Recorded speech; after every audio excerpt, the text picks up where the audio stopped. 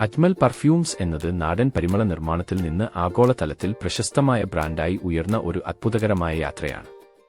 1950കളിൽ ആസാമിലെ അലിനഗർ എന്ന ഗ്രാമത്തിൽ നിന്നുള്ള അരി കർഷകനായ ഹാജി അജ്മൽ അലി ആണ് ഇതിന്റെ സ്ഥാപകൻ.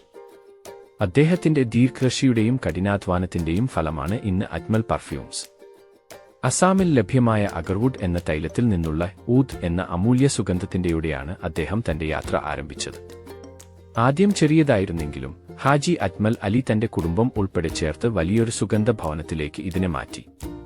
ഇന്ന് ഹാജി അജ്മൽ അലിയുടെ മകന്മാരും കൊച്ചുമകൻ അബ്ദുള്ള അജ്മലും ഈ പാരമ്പര്യത്തെ ആധുനിക വ്യവസായ ശൈലികളുമായി ചേർത്തുകൊണ്ട് നയിച്ചുകൊണ്ടിരിക്കുന്നു.